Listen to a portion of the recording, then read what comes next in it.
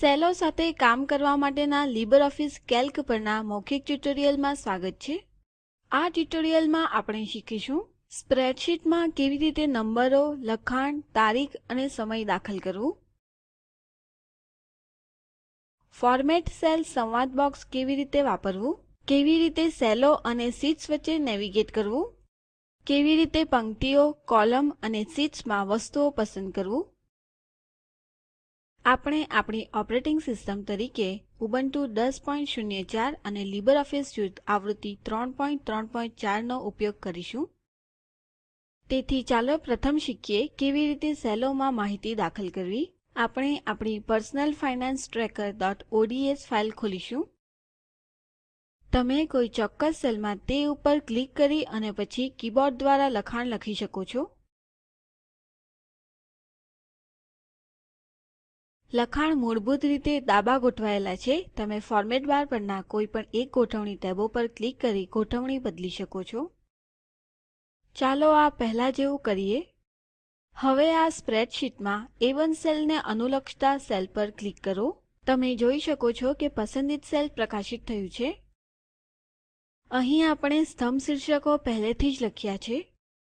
શીર્ષક હેઠળ આઈટમ્સમાં આપણે થોડી વસ્તુઓ એક પછી એક લખીશું.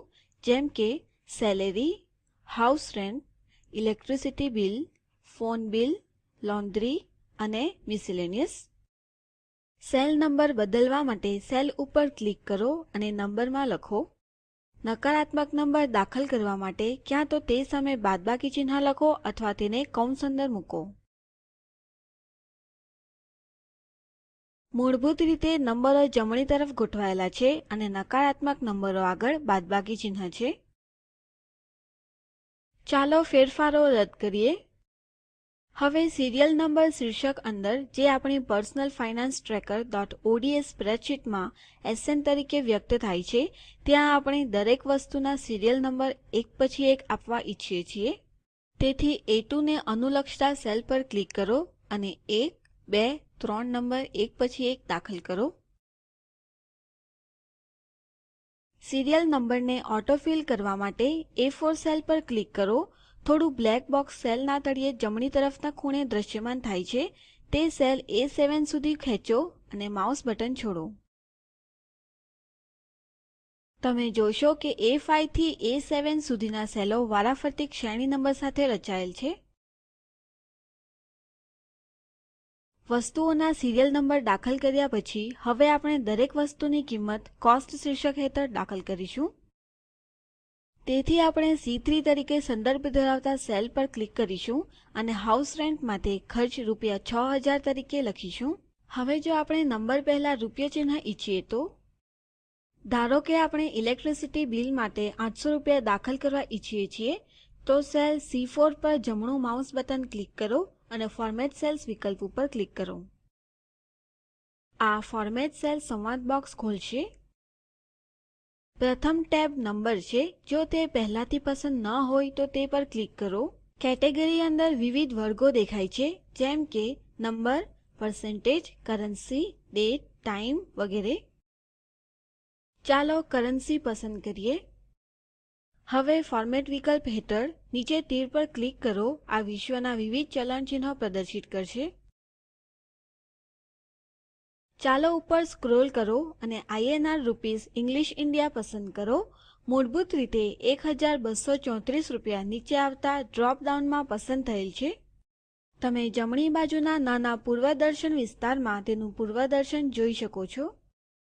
ઓપ્શન્સ અંદર આપણી પાસે દશાંશ સ્થળોની સંખ્યા અને આગળ આવતા શૂન્ય જે આપણે ઈચ્છીએ છીએ તે ઉમેરવા માટેનું વિકલ્પ છે. નોંધ લો કે આપણે શૂન્યની સંખ્યા વધારીએ છીએ તો ફોર્મેટની અંદર પસંદગી 1.234 રૂપિયાથી બદલાઈ ગયેલ છે. દશાંશ શૂન્ય શૂન્ય બે દશાંશ સ્થળોને સૂચવે છે. નોંધ લો ફેરફાર પૂર્વદર્શન વિસ્તારમાં પ્રદર્શિત થાય છે. દરેક 1000 માટે અલ્પવિરામ વિભાજક ઉમેરવા માટે થાઉઝન્ડ્સ સેપરેટર પર ક્લિક કરો. ફરી એકવાર પૂર્વદર્શન વિસ્તારમાં ફેરફારની નોંધ લો. તમે ફોન્ટ ટેબ પર ક્લિક કરીને ફોન્ટ શૈલી પણ બદલી શકો છો. તેની પાસે ફોન્ટ માટે વિવિધ વિકલ્પો છે. ટાઇપફેસ અને સાઇઝ. ફોન્ટ ઇફેક્ટ્સ અને અન્ય ટેબો વિશે વધુ જાણો. આપણે પાછળથી અન્ય ટ્યુટોરિયલમાં અલાઇનમેન્ટ ટેબના વિકલ્પો વિશે શીખીશું. ઓકે પર ક્લિક કરો. ચાલો 800 લખીએ અને એન્ટર કળ દબાવીએ. તમે જોશો કે 800 નંબર હવે બે દશાંશ સ્થળો સાથે ₹800 થી રજૂ થાય છે. હવે C5 થી C7 સુધીના સેલો પસંદ કરો. કંટ્રોલ કળ દબાવી રાખો અને G2 સેલ પણ પસંદ કરો. નોંધ લો કે બધા પસંદિત સેલ પ્રકાશિત થયા છે. આ પ્રકાશિત સેલોમાંથી કોઈપણ સેલ પર જમણું માઉસ બટન ક્લિક કરો અને ફોર્મેટ સેલ્સ પસંદ કરો. પહેલા જેવા જ વિકલ્પો પસંદ કરો. ઓકે પર ક્લિક કરો. હવે આપણે અન્ય તમામ વસ્તુઓ માટેના ખર્ચ એક પછી એક લખીશું. જેમ કે ફોન બિલ માટે ₹600, ₹300 લોન્ડ્રી ખર્ચ તરીકે અને ₹2000 મિસેલેનિયસ ખર્ચ તરીકે લખો. અકાઉન્ટ શીર્ષક હેઠળ આપણે મહિનાનો પગાર માટે ₹30,000 લખીશું. કેલ્કમાં તારીખ દાખલ કરવા માટે સેલ પસંદ કરો અને તારીખ લખો. તમે તારીખના તત્વોને ફોરવર્ડ સ્લેશ અથવા હાયફન સાથે અલગ કરી શકો છો અથવા લખાણનો ઉપયોગ કરી શકો, જેમ કે 10 ઓક્ટોબર 2011. કેલ્ક તારીખના વિવિધ ફોર્મેટો ઓળખે છે. વૈકલ્પિક રીતે તમે સેલ પર જમણું માઉસ બટન ક્લિક કરો અને ફોર્મેટ સેલ્સ વિકલ્પ પસંદ કરો. કેટેગરી હેઠળ તારીખ અને ફોર્મેટ હેઠળ જરૂરી ફોર્મેટ પસંદ કરો. હું 12/31/1999 પસંદ કરીશ. પૂર્વદર્શન વિસ્તારમાં પ્રદર્શનની નોંધ લો.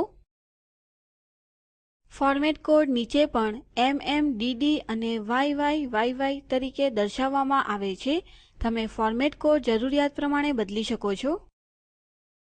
હું DD, MM અને YYYY લખીશ. પૂર્વદર્શન વિસ્તારમાં ફેરફારની નોંધ લો. ઓકે પર ક્લિક કરો. કેલ્કમાં સમય દાખલ કરવા માટે સેલ પસંદ કરો અને સમય લખો. તમે સમયના તત્વોને કોલન સાથે અલગ કરી શકો છો, જેમ કે 10:43:20. વૈકલ્પિક રીતે તમે સેલ પર જમણું માઉસ બટન ક્લિક કરો અને ફોર્મેટ સેલ્સ વિકલ્પ પસંદ કરો. કેટેગરી હેઠળ ટાઈમ અને ફોર્મેટ હેઠળ જરૂરી ફોર્મેટ પસંદ કરો. હું 13, 37, 46 પસંદ કરીશ. પૂર્વદર્શન વિસ્તારમાં પ્રદર્શનની નોંધ લો. ફોર્મેટ કોડ નીચે પણ HHMMSS તરીકે દર્શાવવામાં આવે છે. તમે જરૂરિયાત પ્રમાણે ફોર્મેટ કોડ બદલી શકો છો. હું HHMM લખીશ. પૂર્વદર્શન વિસ્તારમાં ફેરફારની નોંધ લો. ઓકે પર ક્લિક કરો. ચાલો ફેરફારો રદ કરીએ. કેલ્કમાં લખાણ, નંબરો અને તારીખો કેવી રીતે લખવું તે શીખ્યા બાદ હવે આપણે જાણીશું કે સ્પ્રેડશીટમાં સેલથી સેલ અને શીટથી શીટ કેવી રીતે નેવિગેટ થવું. તો પ્રથમ આપણે જોઈશું કે કેવી રીતે એક સ્પ્રેડશીટ અંદર સેલથી સેલ નેવિગેટ કરી શકાય. તમે કર્સર સાથે તેની પર ક્લિક કરીને કોઈ ચોક્કસ સેલ વાપરી શકો છો. તમે જોઈ શકો છો કે કોઈ એક સેલ પ્રકાશિત થાય છે. કોઈ ચોક્કસ સેલ વાપરવા માટેની અન્ય પદ્ધતિ સેલ રેફરન્સ છે. નીચેના કાળા તીર પર ક્લિક કરો જે નેમ બોક્સની જમણી તરફ છે. હવે તમે જે સેલ પર જવા માંગો છો તે સેલનો સંદર્ભ લખો અને એન્ટર કળ દબાવો. તમે નેમ બોક્સમાં પણ ક્લિક કરી શકો છો. તો હાલનું સેલ સંદર્ભ રદ કરો અને સેલ રેફરન્સમાં તમને જોઈતું સંદર્ભ લખો અને એન્ટર દબાવો. આગળ આપણે જોઈશું કે કેવી રીતે સ્પ્રેડશીટમાં સેલો વચ્ચે નેવિગેટ કરવું. સેલ વચ્ચે નેવિગેટ કરવા માટેની પ્રથમ પદ્ધતિ છે કર્સર દ્વારા. કર્સર દ્વારા ફોકસ ખસેડવા માટે જ્યાં તમે ફોકસ ઈચ્છો છો તે સેલ પર ફક્ત કર્સર ખસેડો અને માઉસનું ડાબું બટન ક્લિક કરો. આ નવા સેલ ઉપર ફોકસ બદલે છે. આ પદ્ધતિ સૌથી વધુ ઉપયોગી છે જ્યારે બે સેલો એક વિશાળ અંતરથી અલગ હોય છે. સેલો વચ્ચે નેવિગેટ કરવાની અન્ય પદ્ધતિ ટેબ છે જે પંક્તિમાં આગામી સેલ પર જાય છે. Shift+Tab એ પંક્તિમાં પહેલાના સેલ પર જવા માટે થાય છે. Enter એ સ્તંભમાં આગામી સેલ પર જવા માટે થાય છે. Shift+Enter એ સ્તંભમાં પહેલાના સેલ પર જવા માટે થાય છે. આગળ આપણે કેલ્કમાં કીબોર્ડની મદદથી વિવિધ સ્પ્રેડશીટ વચ્ચે નેવિગેટ કેવી રીતે કરવું તે શીખીશું. સક્રિય શીટની બાજુની શીટ વાપરવા માટે Ctrl+પેજ ડાઉન કળ સાથે દબાવો. વર્તમાન શીટની ડાબી બાજુની શીટ વાપરવા માટે Ctrl પેજ અપ કળ સાથે દબાવો. તમે શીટ્સ વચ્ચે કર્સરની મદદથી પણ નેવિગેટ કરી શકો છો. આ માટેની વિગતવાર માહિતી શીટ્સ સાથે કેવી રીતે કામ કરવું તે સમજાવતા ટ્યુટોરિયલમાં ઉપલબ્ધ છે. જો તમારી પાસે શીટ્સની સંખ્યા વધુ હોય તો કેટલાક શીટ ટેબો સ્ક્રીનના તળિયે આડા સ્ક્રોલ બાર પાછળ છુપાયેલા હોઈ શકે છે. જો આ બાબત થાય તો પછી શીટ ટેબોના ડાબા તળિયેના 4 બટનો ટેબોને દેખાવમાં બદલી શકે છે. ચાલો ફેરફારો રદ કરીએ.